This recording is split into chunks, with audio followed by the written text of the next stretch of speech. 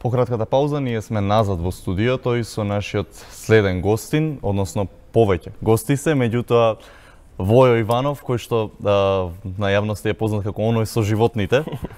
И пред него е уште еден од член на неговото семејство, практично. Еден од неговите колеги. Колеги?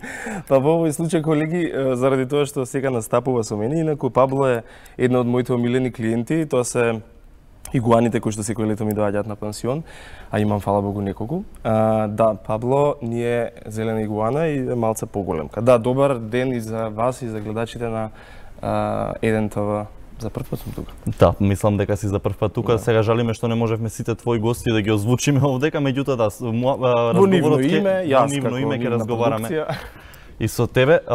Прочитав пред твоето гостување едно интервју дадено за еден друг медиум во кој велиш дека си дете од просечно семејство, израснат овдека во Скопје, меѓутоа што е она што доведе до грижа за едни вакви несекојдневни рептили, несекојдневни животни, бидејќи тие за тебе се повеќе дел од семејството, не миленичиња, ако може да се каже. Се веројатно потекнува како една детска желба, како и хобито пред малце. Моето хоби беше секогаш да прибирам животни.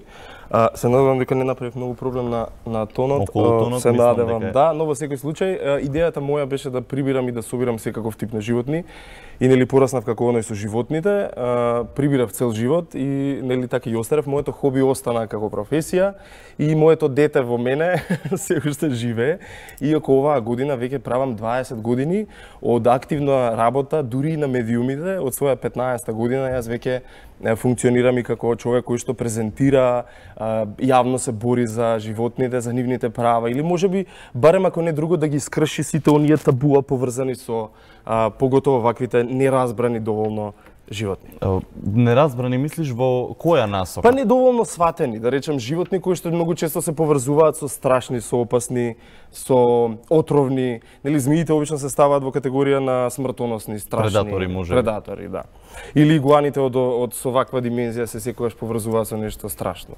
Така да веројатно мојата мисија е да ги презентирам во јавноста како животни кои што и не се толку страшни, ама од друга страна па и дека треба да научиме како да ги почитуваме повеќе.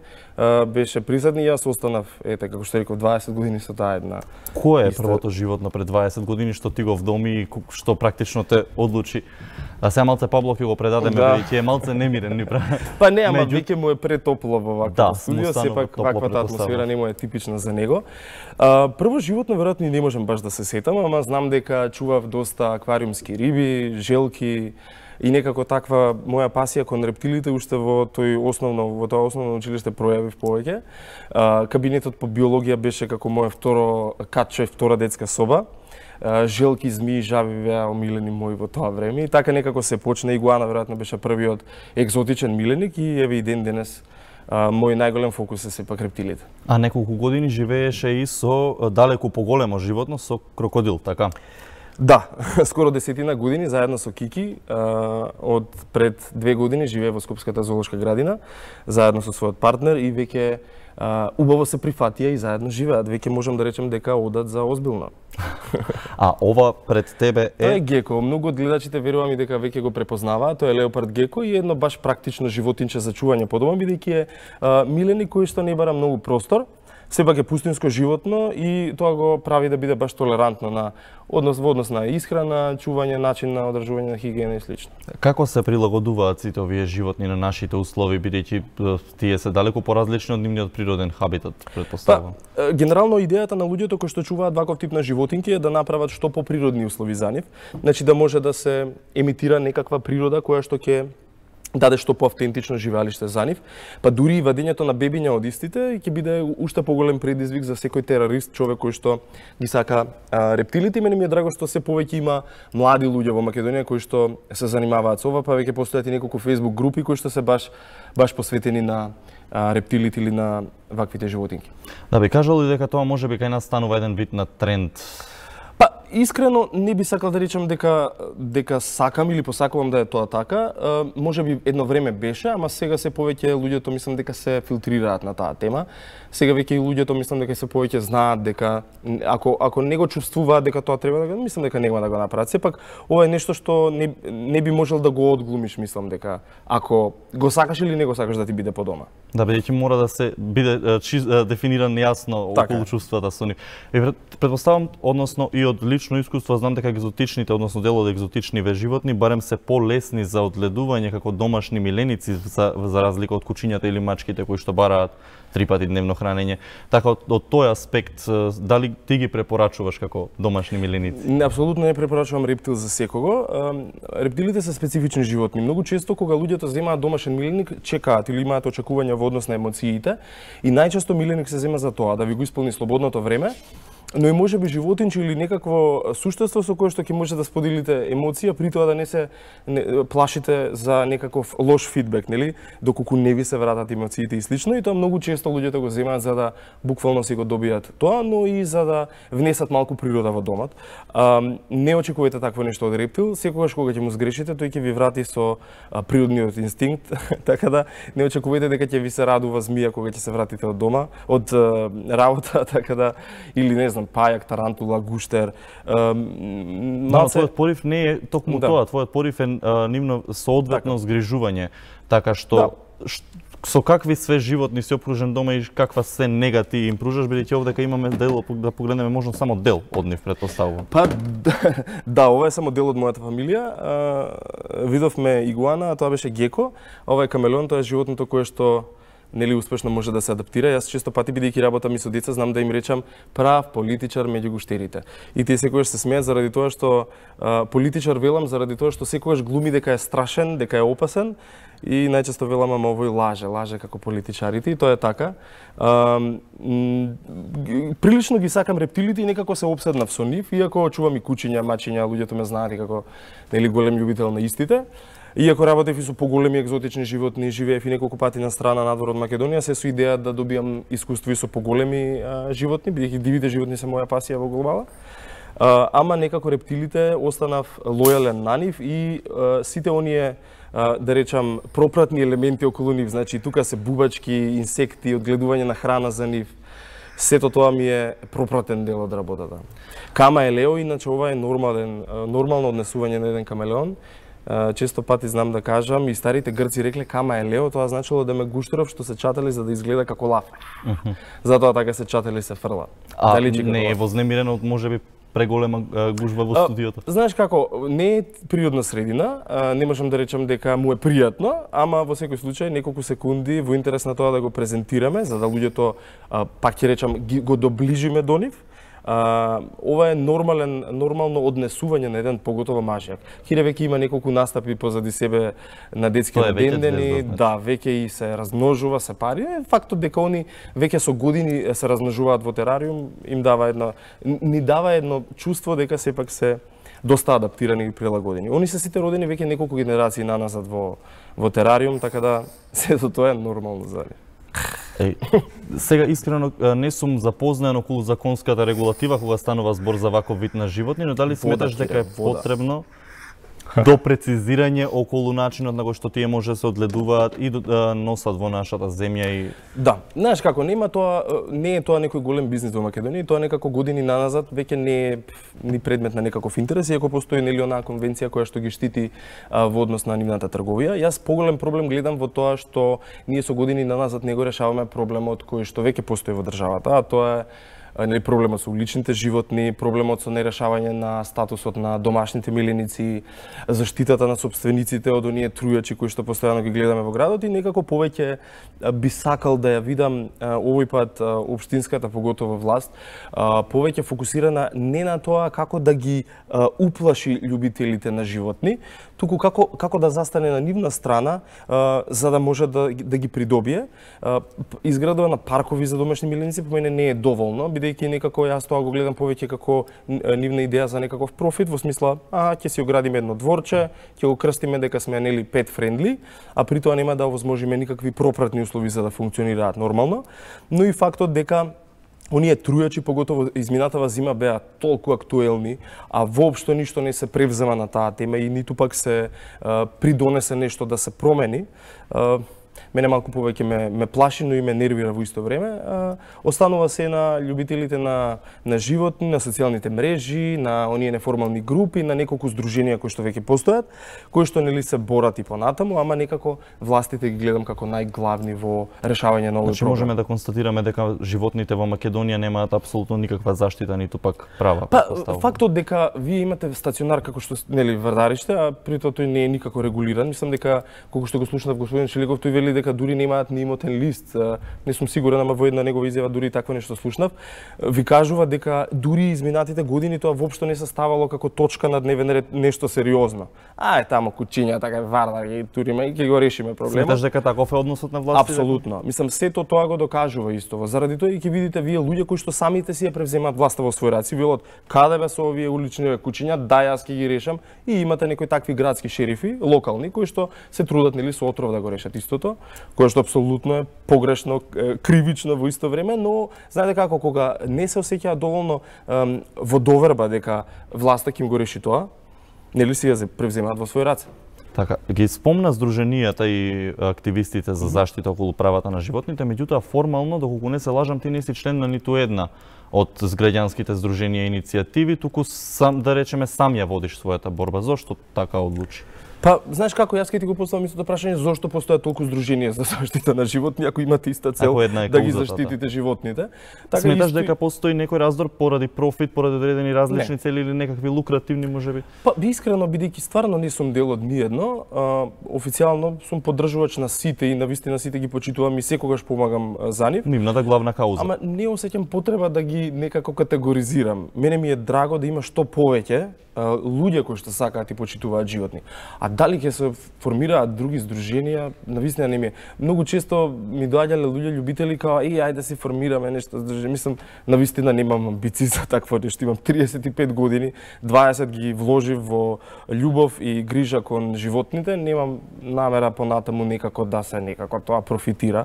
Фала Богу, живеам скромен нормален живот се уште, така да немам амбиции да заработувам некако преку здруженија, но пак ќе речам, кеф ми е што има се повеќе заради тоа што покажува дека сепак постои поголема грижа и поголемо внимание од јавноста, односно можеби и она што го спомнав и пред малце, властите не посветуваат доволно внимание, заради тоа и самите граѓани се повеќе се здружуваат. Фактот е дека вие се уште имате зоолошка градина која исто така не го решава својот статус без загрижувачки. Сега имаме од скоро и нови власти, да се надеваме дека околу зоолошката подоцна ви сакал да прашам, меѓутоа дел од твојот активизам опфаќа и помагање на животните околу светот. Последно мислам дека беше во Африка, доколку не се лажам. Која од овие земји кои што ти ги имаш посетено сметаш дека води најдобра грижа за животните и можеби Македонија би можела да научи многу повеќе од неа? Мене ми е драго што воопшто имав прилика да патувам и да видам што повеќе различни култури и менталитети во однос на посветување кон работата и љубовта кон животните. Мој детски сон беше Африка и фала Богу си го остварив самиот. Не беше тоа некаква плата, тоа беше на волонтерска основа. Значи не отидов ниту да заработам, ниту пак државата ме прати за да можам да исполнам некакви критериуми и слично. Значи буквално си аплицирав самиот, бев примен, си одработив 2 месеци живејќи во шатор. Си го постигнав тоа што го посакав, а тоа е да видам диви животни во една дива средина, бидејќи знаете како голем дел од животот го посветив на животни кои што живеат со луѓето, без оглед дали се во домовите или во зоолошките градини, ама некако секогаш копнев за тоа да видам што е природата. Нели, кога ќе ги видат луѓето животните во зоолошките градини, знаат да речат супер тој лав, ама да беше сега во природа.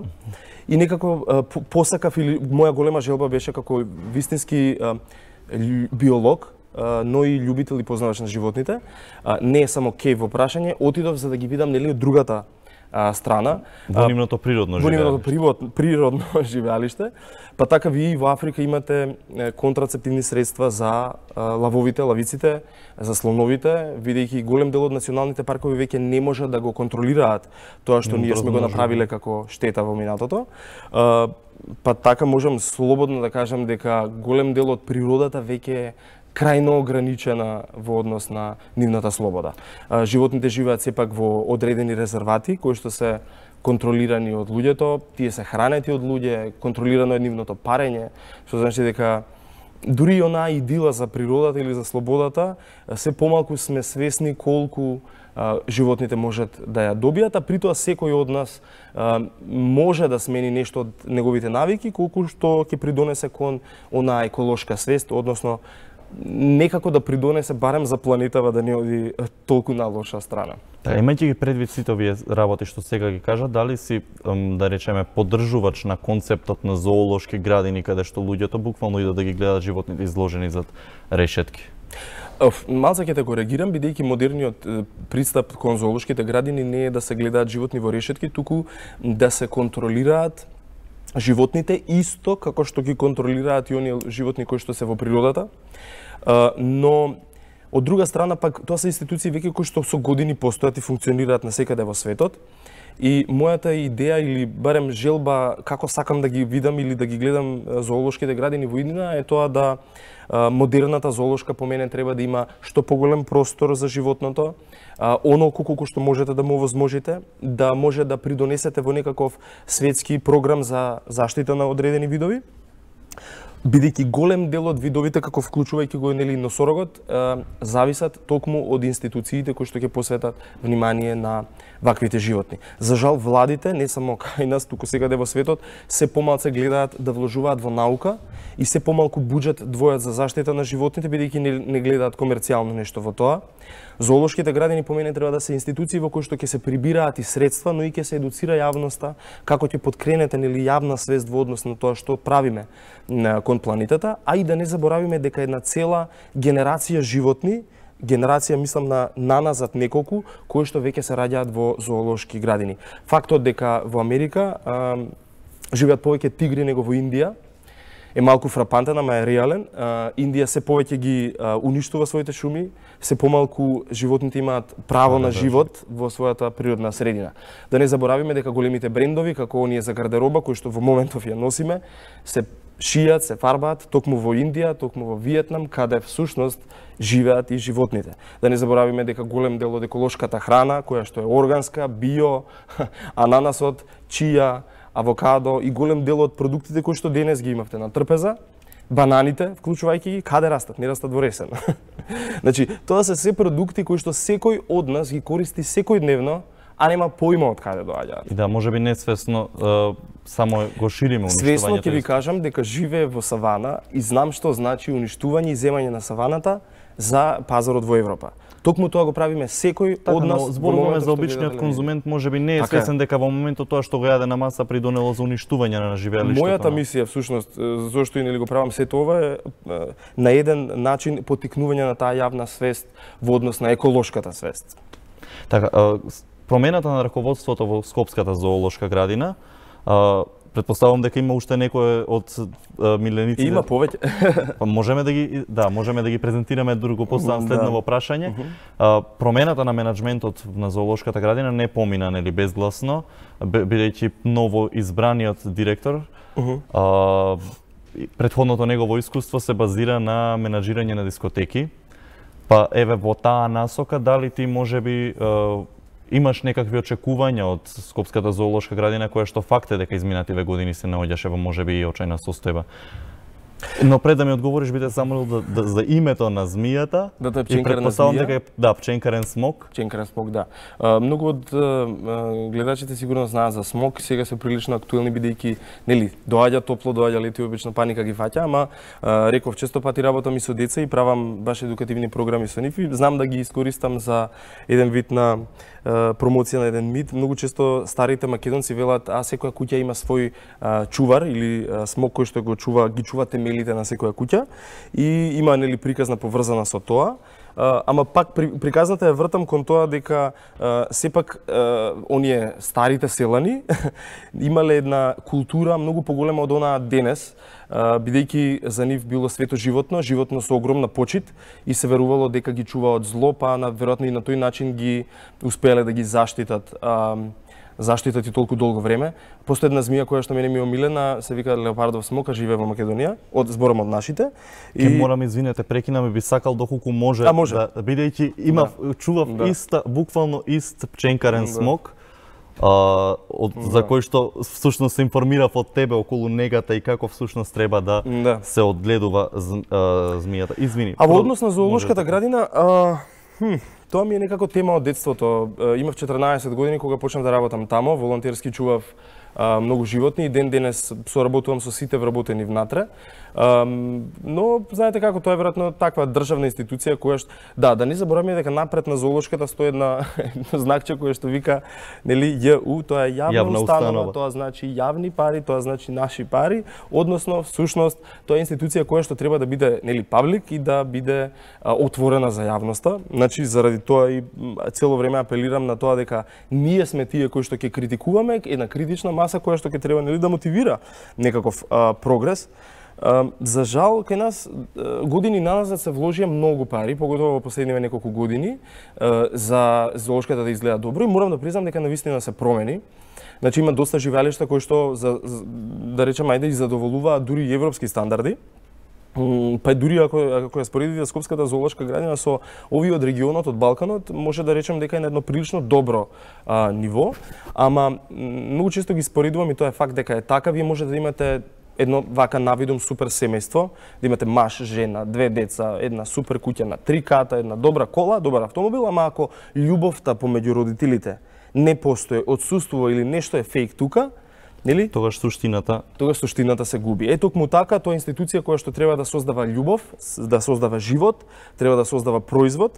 Ако тропнете на вратата на истата и да побарате да видите младенчиња, да гледате бебиња, бидејќи треба да се раѓа нешто тамо, ќе видите дека тоа се кози и кокошки и представува еден вид на урбана фарма.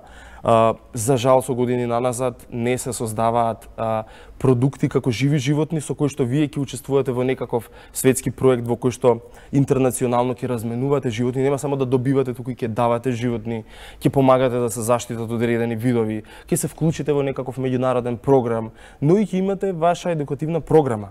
Ние имаме 2 едукативни центри во зоолошката, а стојат затворени. Така, и она што беше идеја на, можеби, нашата Twitter, Facebook заедница, да речам, по изборот на новиот директор на зоолошката беше Војо за директор. Да, тоа навистина тоа претпоставувам нема да се случи, познавајќи ги твоите ставови, мислам дека беше доволно. Да, мене ми е навистина драго и стварно им благодарам на сите што дојдоа со идејата. И мене ми е навистина една потврда за како почит кон сето тоа што сум го работел низ годините и како тоа дека ме гледаат како некаков печат. Јас навистина немам амбиција да се вклучам во политика, нити пак имам амбиција да имам некаква титула или визит картичка со некаква титула. Ама криво ми е што и изминатите директори кои што поминаа сите некако беа со муабет, можеби нешто можеш да помогнеш, а во суштината ништо не се менуваше, но ете како што рековме, да дадеме време на новите и да видиме дека стварно нештата ќе се променат во однос на тоа. Јас стојам на располагање за совет, идеја, за контакти, за нешто што може би некогаш побарале, можеби од тебе такво нешто. Да, изминатите побара, но пак ќе речам, се сведе на тоа да останавме само на муавет, никогаш не ја добив слободата да им дадам практични работи кои што како совет ќе помогнат во нивната работа. Војове, ти благодарам за твоето гостување. Не ми благодари. Да не ти заблагодарам уште, имаме уште нешто. Да, Жане не ја извадив. Би сакал да видиме што е тоа уште нешто. Значи, она што го спомнавме дека до сега всушност ти си бил побаран за совет, меѓутоа твоите совети не... Па, знаеш како, пак ќе речам, имам оптимизам бидејќи човекот е нов. Во принцип, многу често гледам една дилема помеѓу луѓето, па као демек он работел со, не знам, кафичи, со ресторани. Тоа нема врска. Во принцип, ако си добар менаџер и ако добро ги знаеш да ги хендлаш ситуациите, ти ќе ги најдеш и правите луѓе кои што ќе ти ја завршат работата. За пример имаме легенда на Балканов, а тоа е директорот на Белградската зоолошка градина, сега веќе починат, господинот Вук Бојовиќ. Тој беше вајар. Значи не беше поима од животни, ниту пак беше биолог, ама некако низ годините и се стекна со знаење, но и со правиот тим на луѓе кои што го донесоа до успех во истата градина. Така да се надеваме дека и нашиов ќе направи нешто такво. Ако не друго, барем да направи добар тим. За крај имаме Жане, како една од моите звезди. Таа е бурмански питон и е албино. Веќе ова јас звезда на сите родителски резерва околу, односно на сите тие едукативни шоуа кои што ги правам со деца и е баш омилена за сликање, но и за работа. Многу интересно е што е нели бел питон и најчесто луѓето го гледаат нели како на туристичка атракција, па луѓе се сликаат и слично, но едно е факт. Овие животни не може да живеат во природа бидејќи се осудени да угинат, бидејќи се бели. Тие се обележани од природата и автоматски уште од мали природата ги селектира. Може затоа и љубовта кон нив е поголема од страна на луѓето. Па веројатно да, бидејќи создаваат некаква поинаква емпатија кон истите. Жана веќе со години со мене, така и ќе остане. Се надевам дека ќе направам дека ова не се храни со глувци или барем треба некој далеку поголем. Јаде поголем плен, да. Јаде поголем плен. Јаде веќе кокошки, зајци, тоа е во главна нејзината храна. Така, меѓутоа тоа станува збор за претпоставам неколку пати еднаш во неделата можеби или не е секојдневно. Нека се надевам дека нема да ги вознемириме гледачите во 5:30 скоро 6 еве и влеговме со питони по дома. Ама добро, нема прилика да го видат секој ден, така да се надевам дека... Да, и ние немавме прилика секој ден во студиото да имаме рептили. Ако не друго, нема да ги сватат погрешно, дека се некакви опасни, страшни животни. Да, можеби само ќе им помогне да се опуштат кон нив. Така е. Војо, доколку тоа е се, јас тука би ти се заблагодарил, тоа е целото време што го имаме за овој разговор. Благодарам за одвоеното време и се надевам дека и понатаму ќе останете нели на страната на тоа да промовирате или барем ако не друго мотивирате вашите гледачи да размислуваат на темата животни. Така, јас се надевам дека твојот приказна ќе ги мотивира и другите гледачи посериозно се ангажираат барем околу делот на заштита на животните, оној свесни и несвесниот дел кој што можеме ние да го направиме. Ти благодарам и им благодарам и на твоите колешки, колеги, делови, на Тимот Иванови. А вие почитувани останете и натаму со нас, следуваат вестите во Студио 1.